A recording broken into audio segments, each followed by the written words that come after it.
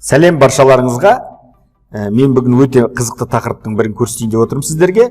Егер Photoshop білмесеңіз, одан да үлкен монтаж жасайтын программаларды білмесеңіз, онда осы программа сіздерге жақсы көмектеседі деп ойлаймын. Мысал келтірейін.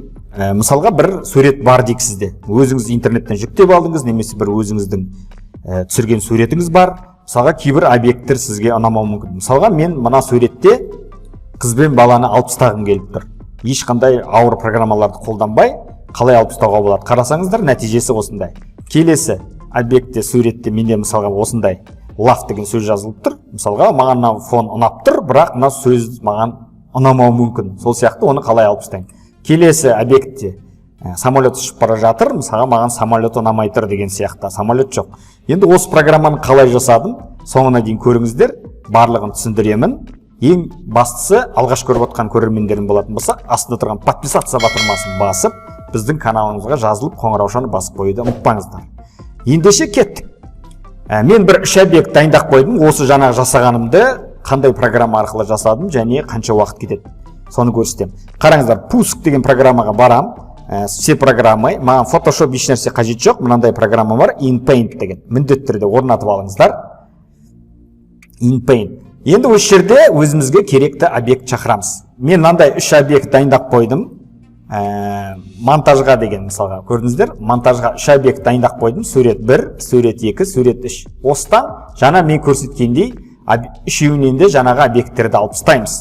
Бұл мысал ретінде сіз өзіңізге керек нәрселерді жасай бересіз.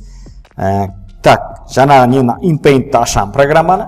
Файл, открыть деймін. Немесе ыстық клавишаны басып, Ctrl-О-ны басасыздар. Менің ыстық клавиша деген видеоларымда осы туралы кез келген программада қалай қолданасыздар көрсеткен болатын. Енді маған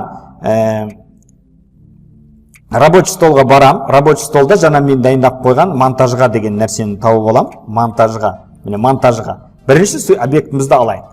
Мына суретті мен ұл мен қызды алып тастауым керек. Бұл программаны интернеттен жүктеп алсаңыздар болады. Егер жақсы іздеу желілерінде жақсы жұмыс істей алсаңыздар, онда тегін кілт арқылы жүктеп алсаңыздар болады. Егер жүктей алмай, кілтімен бірге таба алмай жатсаңыздар, егер с ключом кейгінмен кілтімен бірге скачать етпесеңіздер, бұл жерде сіздерге сақтауға мүмкіндік бермейді, серийный номертеріңіз деген сияқты.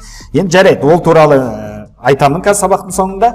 Мына жерде қараңыздар. Мысалға мына қызбен бұл программаның ерекшелігі, мына жерде небір инструменттер бар, Photoshop-тағыдай лассо, мынандай прямоугольниктер, бірақ бізге мынау карандаштың суреті керек. Қызылды басам. Қазір қызыл мен жасылдың айырмашылығы неде? Енді мына жерден объектімізді үлкейтіп алуға болады. Мысалға көрдіңіздер, үлкейткен сайын менің объектім, қазір бояйтын объектім үлкен болады. Мысалға мен среднийға қоямын. Бірінші мына жерден аккуратно көрдіңіздер, ешқандай қалмайтындай. Мысалы үлкен болып жатса, Ctrl-Z-ті бассаңыздар, артқа қарай кетеді. Мен сәл ғана кішірейтіп алам. Мына жерде лупаны алып, то есть Ctrl-Z, плюсты алып жақындатып алсаңыздар болады объектті. Мысалға мен мына жерде сәл ғана үлкейтіп алам. Өзімізге керек объектіні белгілейміз қазір. Қараңыздар. Енді мен мына жерде жылдам уақытта примерно белгілеп шығайын. Жақсылап істесеңіздер, жақсылап шығатын болады. Примерно енді мысал ретінде осылай белгілей салайын. Қазір оны тексереміз, міндетті түрде қазір түсіндірем. Так. Жай белгіледім. Так. Мына жерге астыға қарай түсіре берейін. Так, барлығын белгілеп алдым деп ойлаймын. Мына жерді қалдыра салайын. Мына жерді белгілеп қойдым. Енді қызды белгілейміз.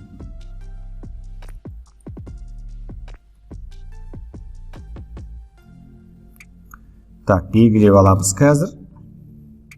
Мына жерде қисық кетіп қалды.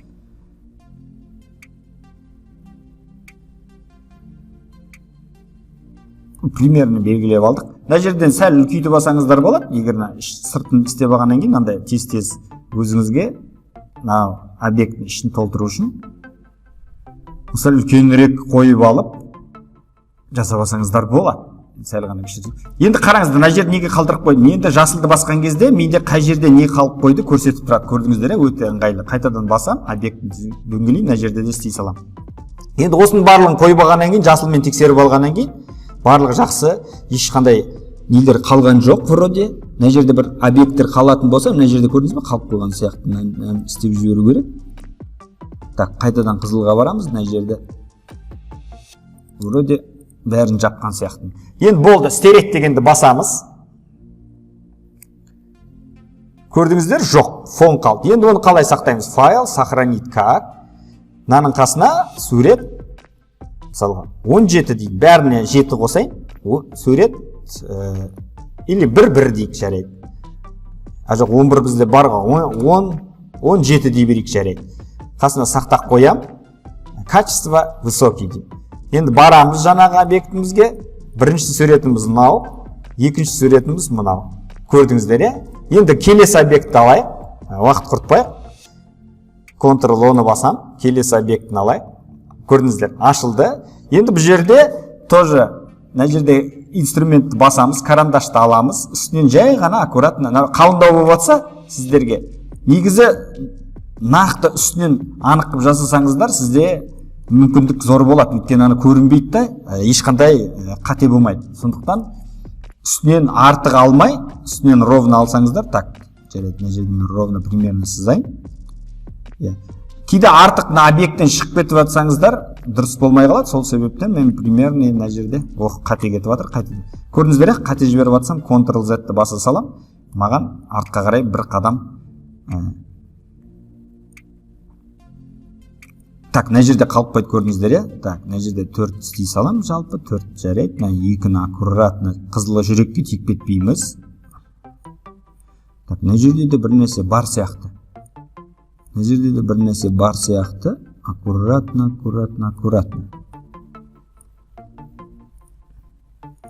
Так, жүрекке кетіп қалған. Қараңыздар, Ctrl-Y-ті бассаңыздар, алдыға жүреді объект, Ctrl-Z-ті бассаңыздар, алдыға. Кез келген программада бұл техниканы қолдануға болады. Алдында айтқам, қараңыздар, мысалға мен сыздым, мысалға құртып алдым. Ctrl-Z, Ctrl-Y, көрдіңіздер, осы менің ыстық клавиша туралы нелерімізді көріп алыңыздар. Алдында айтқан болатын, кез келген программада бұл мүмкіндіктер алдарыңыздан кездеседі тұрады. Так, вроде белгілеп алдым, басып көрем, ешқандай вроде қате жоқ. Қайтадан қызылды басам, стереть. Жоқ, мына жерден сәл құртылып кетті, мына жерге тиіспей ақ қою керек пе, может быть. Жарайды, тиіспей ақ қояйық, осы жерден стереть дейді. Тұра берсін, білінбейді. Міне, көрдіңіздер? Әдемі болып шықты. Тоже файл сохранить как. Сурет 11, мынаны 18 дей салайық. Сохранить. Окей, папкамызге барамыз. Міне, бірінші суретіміз мынандай болды, екінші суретіміз, то есть бірінші суретіміз мынандай болды, екінші суретіміз мынандай болды. Так, түсіндіре алдым деп ойлаймын. Енді үшінші объектке барайық. Бұл жерде енді кез келген өздеріңіздің фантазияларыңызға байланысты қолдана беруіңізге болады. Енді мына жерде не только карандаш, басқа да инструменттерді қолданыңыз. Мысалы, мына жерде мен уақыт құртпау үшін вроде сплошной фон, ешқандай бір опасность жоқ, маған бір кедергі жасайтындай, сондықтан мынау треугольник техникасын қолданып бөлеміз. 4 бұрыш. Мына жерде көрдіңіздер, бұлай аккуратно барып, астыққа қарай түсіп, бұлай басып отырасыздар мышканы сол жағын, жай ғана қарапайым шығып кетпейміз, көрдіңіздер, аккуратно. Бит барамыз да, соңғы нүктеге қосып жібереміз. Болды, объектіміз белгіленді, жай ғана стерейтті басамыз. Қазір обработка жүріп жатыр. Все, ешқандай не жоқ. Түсінікті деп ойлаймын. То же самое файл сохранить как, қандай форматта сақтайсыздар өзіңіз енді. BMP, PNG, TIFF, Web деген сияқты. Бұл жерде енді 27 дей салайық. Так, окей, результатты көрейік, папкаға барып, қалай болды? Өзіміздің жаңағы монтаж деген папкамызға барайық, ашайық. Так, бұл жерде енді сурет міне 21, жаңағы біздің дайындап қойған сурет 27 жоқ. Вроде бәрі жақсы алынды, еш нәрсе қатты білінбейді. Эксперимент жасаудан қорықпаңыздар ешқашан. Мықты суреттер табылып жатса, осындай бір кейбір нәрселерге сіздерге пайдасы тиіп қалады деп ойлаймын. Ең бастысы менің каналыма жазылып, астында тұрған подписаться батырмасын басып, біздің каналымызға жазылып, қоңыраушаны басып кетуді ұмытпаңыздар. Алда қызықты контенттерді күтсеңіздер болады. Сау болайық.